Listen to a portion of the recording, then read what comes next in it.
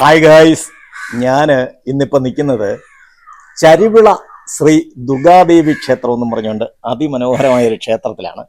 ഞാൻ ശരിക്കും പറഞ്ഞാൽ ഇത് ആറ്റിങ്ങര. ഞാൻ രാവിലെ ഒരു 4:30 ആയപ്പം വീട്ടിൽ നിന്ന് ഇറങ്ങിയതാണ്. 6 മണിക്ക് ക്ഷേത്രം തുറക്കണമായിരുന്നു.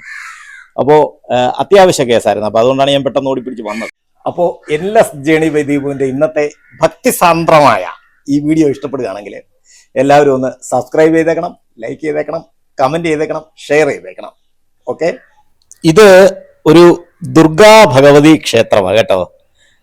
നല്ല ഗ്രാമീണ ഭംഗിയിൽ അതിമനോഹരമായിട്ട് നിർമ്മിച്ചിരിക്കുന്ന ഒരു ക്ഷേത്രമാണ് ഇത്. എനിക്ക് തോന്നുന്നു പുനരുദ്ധാരണവും കാര്യങ്ങളും ഒക്കെ കഴിഞ്ഞ ഒരു ക്ഷേത്രമാണ്. നമ്മൾ ശരിക്കും നാലമ്പലം ഒന്നുമില്ല, നമ്മൾ കാലെടുത്ത് വെക്കുന്നത്, അത് റോഡ് സൈഡ് തന്നെ കാലെടുത്ത് വെക്കുന്നത് നേരെ ക്ഷേത്രത്തിനകത്തോട്ടാണ്. അപ്പോൾ നമ്മൾ കയറി വരുമ്പോൾ തന്നെ ഒരു തട്ടുവിളക്ക്, ഓട്ടുവിളക്കെന്ന് പറയും, അതായത് തട്ടുവിളക്ക്, അത് ഓടിലുള്ളതാണ്, കൽവിളക്കല്ല. അപ്പോൾ കയറി വരുമ്പോൾ തന്നെ ദുർഗാദേവി, അതായത് റോഡിൽ നിന്ന് നമുക്ക് കാണാം ക്ഷേത്രത്തിന്റെ ശ്രീകോവിലും ഉപദേവ നടകളും എല്ലാം നമുക്ക് കാണാം. അപ്പോൾ അതിന്റെ തൊട്ടടുത്തായിട്ട് ഗണപതിയുടെ ഒരു ശ്രീകോവിലാണ് ഈ ഇരിക്കുന്നത്. അതുപോലെ തന്നെ അതിന്റെ തൊട്ടടുത്തായിട്ട്, അതായത് അഗ്നികോണിലെന്ന് പറയും, അഗ്നികോണിലായിട്ട് ഒരു ഓഫീസ് റൂം, അതേപോലെ തന്നെ തെടപ്പള്ളി കാര്യങ്ങളെല്ലാം ഉണ്ട്. ഈ തെടപ്പള്ളിയുടെ ഭിത്തിയിലെ എല്ലാ വഴിപാട് വിവരങ്ങളും വിശദമായിട്ട്, അതായത് വിളക്ക് 3000 രൂപ, 100 പാലും, അങ്ങനെ ഓരോ വഴിപാടിൻ്റെയും വിവരങ്ങളും അതേപോലെ തന്നെ തുകകളും കൃത്യമായിട്ട് രേഖപ്പെടുത്തിയിട്ടുണ്ട്. അത് തന്നെയല്ല, ഈ ഉപദേവ നടയിലെയൊക്കെ വഴിപാടുകളും കൃത്യമായിട്ട് രേഖപ്പെടുത്തിയിട്ടുണ്ട്. പക്ഷെ ഉപദേവന്മാർ ആരൊക്കെയാന്നുള്ളതേ ഞാനിപ്പോൾ കാണിച്ചു തരാം. ഇത് ഗണപതിയുടെ ശ്രീകോവില. ശരിക്കും ഇവിടെ ദേവിക്കും, ദുർഗാദേവിക്കും, ഗണപതിക്കും, മുരുകനും മാത്രമേ ഉള്ളൂ ശ്രീകോവില്. ബാക്കിയൊക്കെ തറകളിൽ പ്രതിഷ്ഠിച്ചിരിക്കുക, ആൽത്തറകളെന്ന് പറയും. ഇവിടെ അടിപൊളി ഒരു ആൽമരമുണ്ട് കേട്ടോ, ഈ ക്ഷേത്രത്തിന്റെ ബാക്ക് സൈഡിലായിട്ട്. അതിൽ നിറച്ച് കാക്കകൾ ഭയങ്കരമായിട്ട് ബഹളം ഉണ്ടാക്കിക്കൊണ്ടിരിക്കുന്നത്. എന്താണോ എന്തോ അതെ. പക്ഷെ നേരത്തെ പൂജ കഴിച്ചുകൊണ്ടിരുന്നപ്പോഴൊന്നും ഇല്ലായിരുന്നു, ഇപ്പോഴാ ഈ ബഹളം തുടങ്ങിയത്. ഇതുണ്ട്, ഇതാണ് ആൽത്തറ. ഇവിടെ നാഗരുടെ ഒരു പ്രതിഷ്ഠ, നാഗരുടെ പ്രതിഷ്ഠയായിട്ടില്ല, അത് ചിത്രകൂടം എന്ന് പറയും, ചിത്രകൂടം മാത്രമേ ഉള്ളൂ. പിന്നെ നാഗരുടെ ഒരു രൂപം അവിടെ ഓടില് വാങ്ങിച്ചു വെച്ചിട്ടുണ്ട്, അത്രേ ഉള്ളൂ. ഇത് ബാക്ക് സൈഡിലെ ഗേറ്റാണ്. ഈ ഗേറ്റ് തുറന്ന് അതിന് വെളിയിലാണ് ശരിക്കും ഈ ആൽമരം ഉള്ളത് കേട്ടോ. പിന്നെ അവിടുന്ന് നമ്മൾ നടന്നിങ്ങോട്ട് വരുമ്പോൾ ഇവിടെ കണ്ടില്ലേ ഒരു അടിപൊളി കിണർ, ശരിക്കും നല്ല ശുദ്ധജലമാണ് കേട്ടോ. ഓരോ കാര്യങ്ങളും ഒന്നുമില്ല. ഇത് മുരുകന്റെ ശ്രീകോവില. ഗണപതിക്കും മുരുകനും പ്രധാന ദേവതയായ ദുർഗാദേവിക്കും മാത്രമേ ഉള്ളൂ. അത് കഴിഞ്ഞ് അപ്പുറത്ത് ഒരു യോഗീശ്വരൻ, തൊട്ടിവിടെയായിട്ട് ശരിക്കും ഇത് ചാത്തനായിട്ടാണ് സങ്കല്പം. അപ്പോൾ ഇവിടെ എല്ലാം നിത്യപൂജയുണ്ട്. ശ്രീകോവിലിൻ്റെ 2 സൈഡിലായിട്ടും 2 മേശകൾ വെച്ചിട്ടുണ്ട്, ഈ സമർപ്പണം ഒക്കെ കൊണ്ടുവെക്കാനും ഒക്കെ ഉള്ളതേ. പിന്നെ ഇത് ഗണപതി ഹോമം നടത്തുന്ന സ്ഥലമാണ്, ഹോമകുണ്ടം. അപ്പോൾ നമുക്കിനി നേരെ വീട്ടിലോട്ട് വിടാം. ബാക്കിയുള്ള വിശേഷങ്ങൾ പോകുന്ന വഴിക്ക് ഞാൻ നിങ്ങളുമായിട്ട് ഷെയർ ചെയ്യാം. ഓക്കെ ഗോയ്സ്, ഇങ്ങോട്ട് വന്ന റൂട്ടിലല്ല ഞാൻ തിരിച്ചു പോയത് കേട്ടോ. ഞാൻ ശരിക്കും പറഞ്ഞാൽ ഇപ്പോൾ വേറൊരു റൂട്ട്, അതായത് തീരദേശ റൂട്ടാണ് ഞാൻ പിടിച്ചത്. പക്ഷേ ഇവിടുത്തെ ഭംഗി എന്ന് പറഞ്ഞാൽ ഉണ്ടല്ലോ, ഒരു അടാറ് ഭംഗിയാണ്. എന്ന് പറഞ്ഞാൽ കടലും കായലും കൂടെ ചേരുന്ന ഒരു മനോഹരമായ സ്ഥലമാണ് കേട്ടോ. ഇതൊന്നും പറയാനില്ല. ഞാനപ്പോൾ ഇത് വരുന്ന വഴിക്ക് കണ്ടപ്പോൾ എനിക്ക് ഭയങ്കരമായിട്ട് അങ്ങ് ഇഷ്ടപ്പെട്ട ആ പ്രകൃതി ഭംഗി. അതുകൊണ്ടാണ് ഞാൻ ഇവിടെ നിന്ന് ഷൂട്ട് ചെയ്തിട്ട് പോകാമെന്ന് വെച്ചു. പക്ഷേ അടാറ് വെയിലാണ് കേട്ടോ, നല്ല ചൂടാ, ഒരു നിവൃത്തിയില്ല.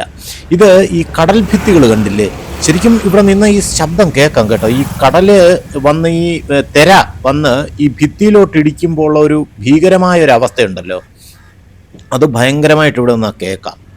ശരിക്കും ഇതിനോട് ചേർന്ന് തന്നെ വീടുകളൊക്കെ വെച്ചിട്ടുണ്ട് കേട്ടോ. അതാണ് ഏറ്റവും എന്നെ അത്ഭുതപ്പെടുത്തുന്നത്. ഇതിൻ്റെ തൊട്ടപ്പുറത്തായിട്ടുണ്ട്, ഇത് കായലാണ്. ഈ കായലിൽ മീൻപിടുത്തത്തിനുള്ള ബോട്ടും കാര്യങ്ങളും ഒക്കെ ഇട്ടിട്ടുണ്ട്. ഞാൻ ജസ്റ്റ് വണ്ടി ഇവിടെ വെച്ചേച്ച് ഞാൻ പോയി നടന്നിതൊന്ന് കാണിച്ചു തരാം. അയ്യോ, നമ്മുടെ ബെല്ലക്കുട്ടൻ്റെ കൂട്ടിരിക്കുന്നത് കേട്ടോ. കളർ വ്യത്യാസം ഉണ്ടെന്നുള്ളതേ ഉള്ളൂ. കുഞ്ഞതാ കേട്ടോ, തീരെ കുഞ്ഞാ ഇവൻ കേട്ടോ. അയ്യോടാ, അയ്യോ പാവം. ഇത് ശരിക്കും ആഹാരമൊന്നും കഴിക്കാനുള്ള പ്രായമായില്ലെന്ന് തോന്നുന്നു. പാല് കുടിക്കുന്ന പ്രായമാണ്.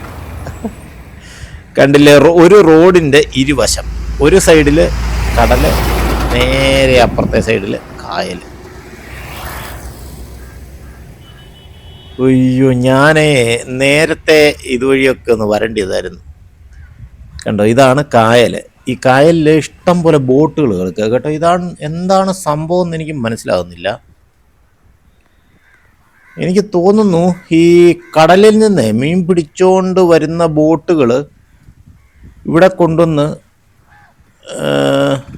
ഇടുന്നതായിരിക്കാം. കണ്ടില്ലേ, നല്ല ഭംഗിയാണ് ഇവിടെയൊക്കെ കാണാൻ കേട്ടോ. കണ്ടോ, ഇത് ചെറിയ വള്ളങ്ങളാണ്.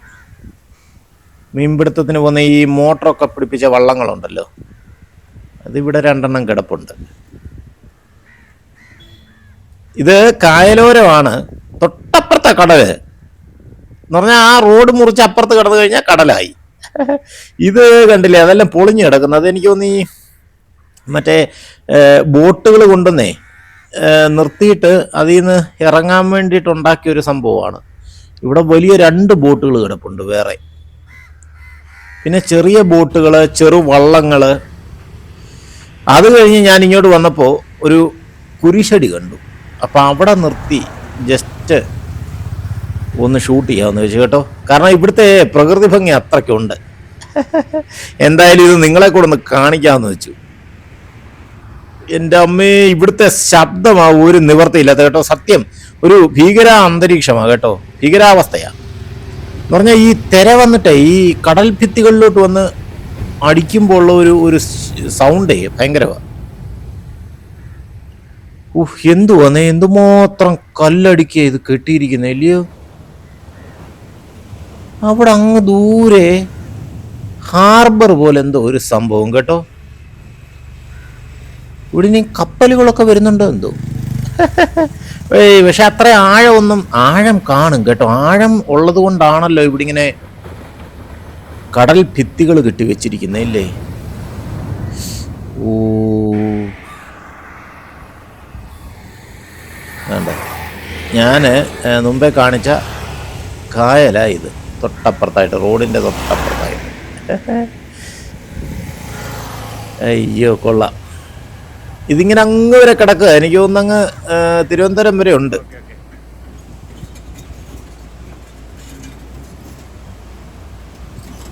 ഓ, ഇതാണ് ഹാർബർ പോലെ പണിഞ്ഞ് കടലിൻ്റെ നടുക്ക് വരെ ഉണ്ട് കേട്ടോ.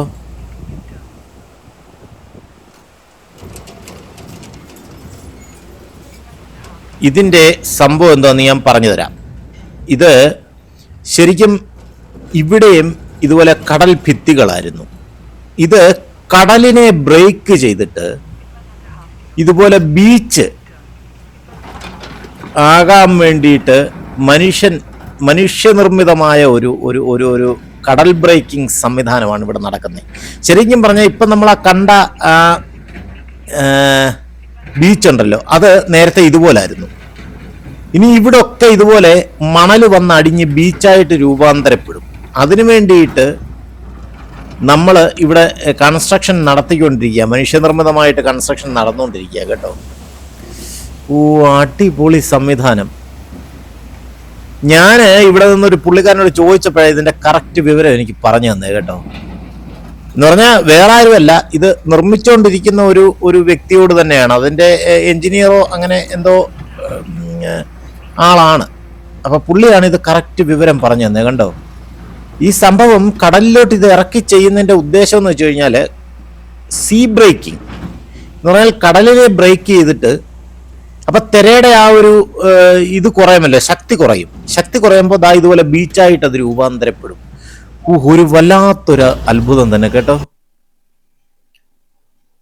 ഞാൻ കണ്ട് ഇതുവഴി കയറി വന്ന ഈ സംഭവം ഇത് പണിയുന്നേ കണ്ടോണ്ട് ഞാൻ ഇവിടെ നിർത്തി ഇതിനകത്ത് കയറിയതാ. ഇതാണ് നമ്മൾ കയറി വന്ന വഴി.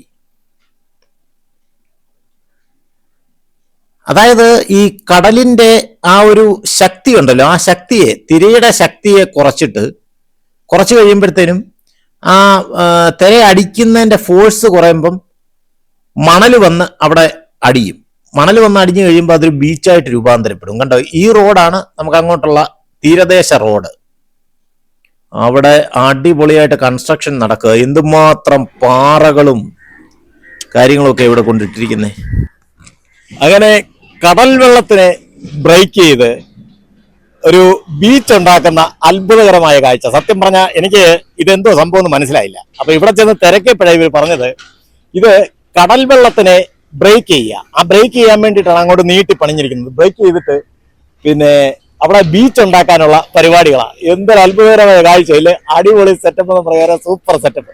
അപ്പൊ ഇനി നമുക്ക് ബാക്കി വിശേഷങ്ങൾ പോകുന്ന വഴിക്ക് കാണാം. ഇതുപോലെ എന്തെങ്കിലുമൊക്കെ വിശേഷങ്ങൾ ഇനി പോകുന്ന വഴിക്ക് പല പല അത്ഭുതങ്ങളും കാണാൻ പറ്റും എന്ന് വിശ്വസിക്കുന്നു. അത് കഴിഞ്ഞ് ഇങ്ങോട്ട് വന്നപ്പോൾ ഒരു മീൻ മാർക്കറ്റാ ഇവിടെ കേട്ടോ.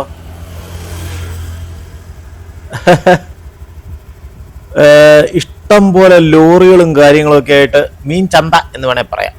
മീൻ മാർക്കറ്റ് എന്ന് പറഞ്ഞാൽ മീൻ ചന്ത. ഇത് ഒരു പാലത്തിനോട് ചേർന്ന ഇത് സ്ഥിതി ചെയ്യുന്നത്. സംഭവം വലിയൊരു കായലിനോട് ചേർന്ന് തന്നെ വലിയൊരു ഗ്രൗണ്ട് പോലുള്ള സ്ഥലം കോൺക്രീറ്റ് ചെയ്ത് ഉണ്ടാക്കിയിരിക്കുക. ഇതാണ് നമ്മൾ മുമ്പേ കണ്ട ആ ഒരു സീ ബ്രേക്കിംഗ് സംവിധാനം. അത് നേരത്തെ ചെയ്ത സംഭവമാണ്. ഇത് മൊത്തത്തിലൊന്ന് വിശദമായിട്ട് അന്വേഷിച്ച് മനസ്സിലാക്കണം കേട്ടോ. നല്ല കൊട്ട വെയില, എന്നാലും നമുക്ക് ആരോടെങ്കിലും ഒന്ന് ചോദിച്ച് ഇത് മനസ്സിലാക്കണം. ഈ പാലത്തിനടിയിൽ കൂടെ കടലും കായലും കൂടെ ഒന്നിക്കുകയാണ് കേട്ടോ. അടിപൊളി. നല്ല സൂപ്പർ സീനറിയാ കേട്ടോ ഇവിടുത്തെ. വേണ്ട, അത് കണ്ടില്ലേ, അവിടെയാണ് ഈ കടലും കായലും കൂടെ ഒന്നിക്കുന്ന ഒരു സ്ഥലമാണ് അവിടെ. അയ്യോ, ഇതൊരു വല്ലാത്തൊരു കാഴ്ചയാ കേട്ടോ.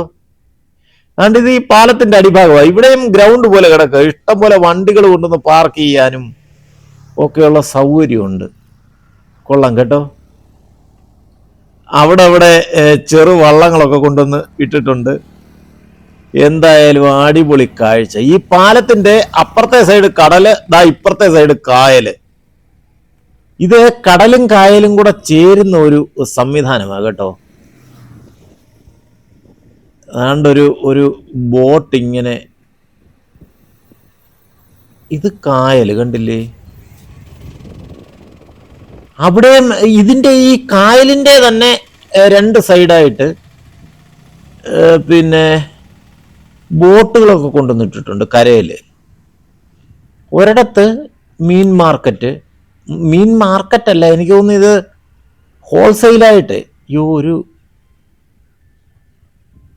ആ ബോട്ട് അങ്ങ് ഒഴുകി പോവാ കേട്ടോ. അതിനകത്തങ്ങ് ആരും ഇല്ല. ബോട്ടല്ല, അതൊരു വള്ളമാണ് കേട്ടോ, ചെറുവള്ളം. അതിലാരുമില്ല. ദൈവമേ, ആരും കാണാഞ്ഞതാണോ എന്തോ. അതുകൊണ്ട് ഇത്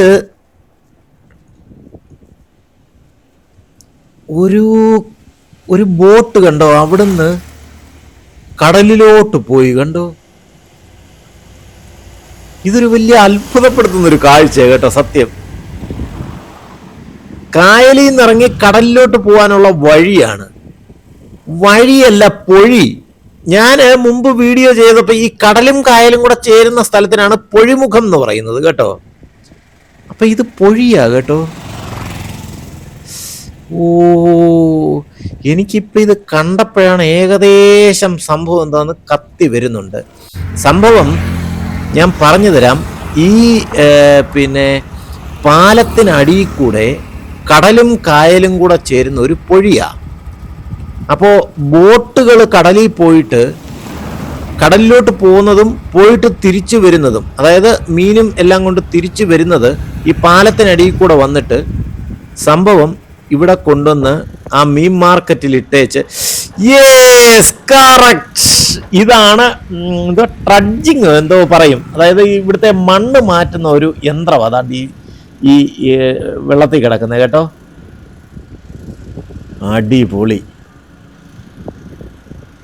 എന്റെ ദൈവമേ, ഇതൊരു അത്ഭുതകരമായ കാഴ്ച. അതാണ്ട് വരുന്നു ബോട്ട് വരുന്നു. ഞാൻ ഇപ്പൊ ഇത് കറക്റ്റാ കാണിച്ചു തരാം കേട്ടോ. അതാണ്ട് ഒരു ബോട്ടും അതിൻ്റെ തൊട്ട് പുറകിലായിട്ടൊരു വള്ളവും കൂടെ ഇപ്പം പൊഴി മുറിച്ച് കടന്ന്, അതായത് കായലിൽ നിന്ന് പൊഴി മുറിച്ച് കടന്ന് നേരെ കടലിലോട്ട്, കായലിൽ നിന്ന് നേരെ കടലിലോട്ട് പോവാം ആ ബോട്ട്. ഞാൻ ഇപ്പൊ കാണിച്ചു തരാം, പെട്ടെന്ന് നമുക്ക് അപ്പുറത്തോട്ട് പോവാം. ഈ പാലത്തിൽ നിന്ന് കറക്റ്റായിട്ട് അത് നമുക്ക് കാണാൻ പറ്റും കേട്ടോ. അടിപൊളി.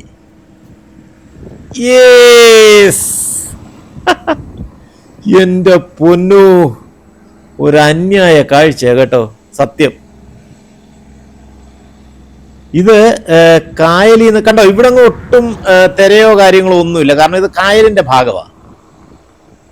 പ്രകൃതിയുടെ ഓരോ വികൃതികളെ എന്റെ ദൈവമേ ഒന്നും പറയാനില്ല കേട്ടോ, സത്യം. ഇവിടെ ഒട്ടും തിരയോ കാര്യങ്ങളോ ഒന്നുമില്ല, ജസ്റ്റ് ആ ബോട്ട് പോകുന്നതിന്റെ ഒരു ഓളം മാത്രമാണ്. പക്ഷെ അതിന്റെ നേരെ അപ്പുറത്തെ സൈഡ് കണ്ടോ, ആ ചെറിയൊരു തുരുത്ത് പോലെ കാണുന്നതിന്റെ അപ്പുറത്തെ സൈഡിൽ തിരയടിച്ചുകൊണ്ടിരിക്കുക. എന്തൊരു അത്ഭുതം, വലിയ അത്രയും തിരയടിച്ചിട്ടും ഇങ്ങോട്ട് ആ ഒരു തിരയുടെ പ്രഷർ വരുന്നില്ലെന്ന് പറയുമ്പം എന്തുവാണല്ലേ.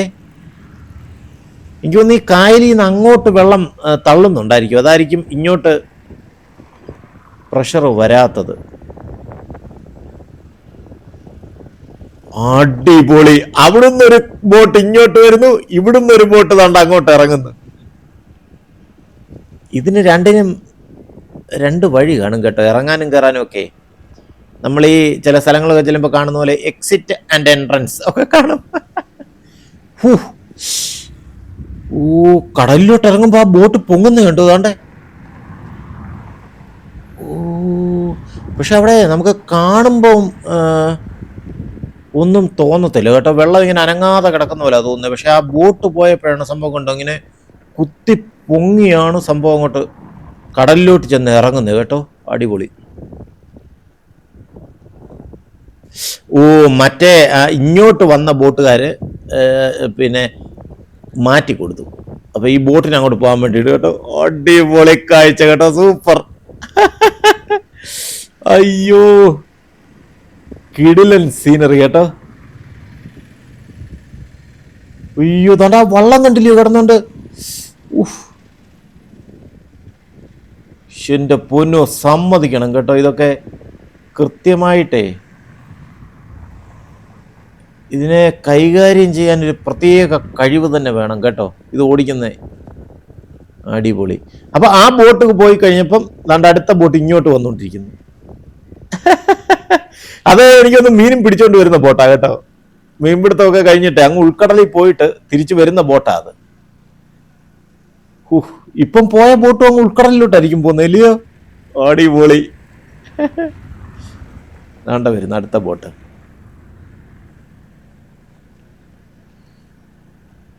അയ്യോ, ഈ ചെറിയ വള്ളം അതിനെ അനുഗമിക്കുന്നതാണോ? എന്തോ ചെറിയ ബോട്ടുണ്ടല്ലോ, ഈ 2-3 ഒരു കുറച്ചു പേർക്ക് ഇരിക്കാവുന്ന ചെറിയ വള്ളത്തേലിങ്ങനെ മോട്ടർ പിടിപ്പിച്ചിട്ട് അതെനിക്ക് തോന്നുന്നു ഇതിനെ അനുഗമിക്കുന്നതാണെന്ന് തോന്നുന്നു കേട്ടോ. അതെന്തിനാണ് എന്തോ. അങ്ങോട്ട് പോയപ്പോഴും ഒരെണ്ണം മറ്റേ ബോട്ടിന്റെ കൂടെ ഉണ്ടായിരുന്നു അല്ലേ. ആർക്കറിയാം, ഇനി അത് അനുഗമിക്കുന്നതാണോ അതോ രണ്ടും സെപ്പറേറ്റ് ആയിട്ട് പോയിട്ട് തിരിച്ചു വരുന്നതാണോ ഒന്നും അറിയത്തില്ല. എന്തായാലും കൊള്ളാം. ഒരിടത്ത് ട്രഡ്ജിങ് നടക്കുന്നു, തൊട്ടപ്പുറത്തൂടെ ആ ബോട്ട് ഇങ്ങനെ ഇങ്ങോട്ട് വന്നുകൊണ്ടിരിക്കുന്നില്ലയോ. മനോഹരമായ ഒരു കാഴ്ച. അടിപൊളി. ഈ ട്രഡ്ജിങ് എന്ന് പറഞ്ഞാലേ ഈ മിഷന് വെച്ചിട്ടാ ഈ വെള്ളത്തിനടിയിലെ മണല് നീക്കുക. കാരണം ബോട്ടിൻ്റെ അടി തട്ടാതിരിക്കാൻ വേണ്ടിയിട്ട് ആഴം ഉണ്ടാക്കുകയാണ്, കടലിന് ആഴം ഉണ്ടാക്കിയിടുക. ഒന്നാലോചിക്കുക, ഒരിടത്ത് ആഴം ഉണ്ടാക്കാനുള്ള പരിശ്രമം, ഒരിടത്ത് ബീച്ച് ഉണ്ടാക്കാനുള്ള പരിശ്രമം. ബീച്ച് എന്ന് പറയുമ്പോൾ ആഴം കുറയ്ക്കാനുള്ള പരിശ്രമം. അതുകൊണ്ട് മറ്റേ ബോട്ട് അങ്ങനെ ആഴക്കടലിലോട്ട് പൊയ്ക്കൊണ്ടിരിക്കുക. എൻ്റെ അമ്മോ, അത് നമ്മളെ കണ്ണിൽ നിന്ന് ഇങ്ങനെ മറഞ്ഞുകൊണ്ടിരിക്കുക. അടിപൊളി.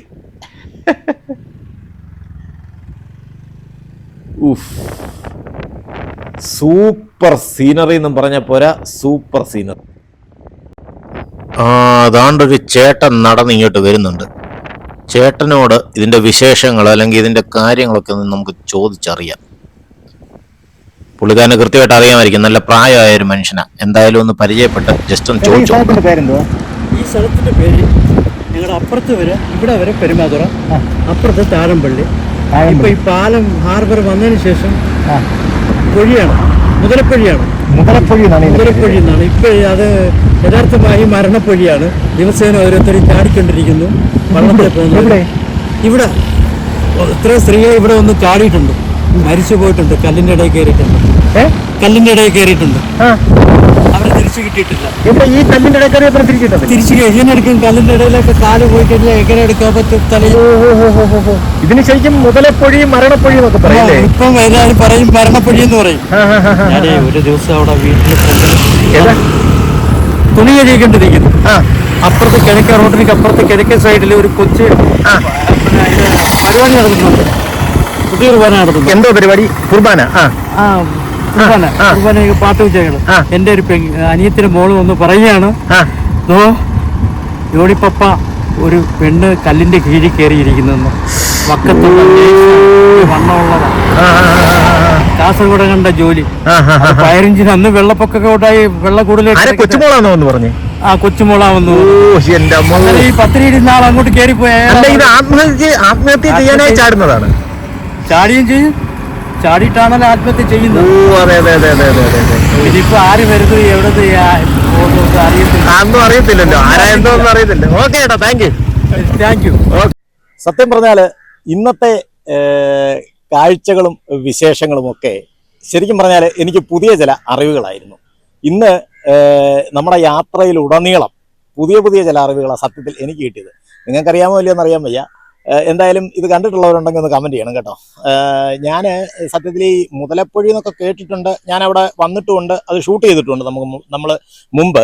പക്ഷേ ആ മുതലപ്പൊഴിയെക്കുറിച്ച്, അതായത് മുതലപ്പൊഴി ഇങ്ങനെ ഒരു മരണപ്പൊഴി എന്നാണ് അതിൻ്റെ പേരെന്നും, പിന്നെ അതുപോലെ തന്നെ ഈ മുതലപ്പൊഴി മുറിച്ചിട്ട് അതുവഴി ബോട്ടുകളൊക്കെ കണ്ടില്ലേ, കടലിലേക്കും തിരിച്ച് കടലിൽ നിന്ന് കായലിലേക്കും ഒക്കെ കയറുന്ന മനോഹരമായ കാഴ്ചകളൊക്കെ സത്യം പറഞ്ഞാൽ ആദ്യമായിട്ടാണ് ഇത്രയും അറിഞ്ഞ് ഞാൻ ആസ്വദിക്കുന്നത്.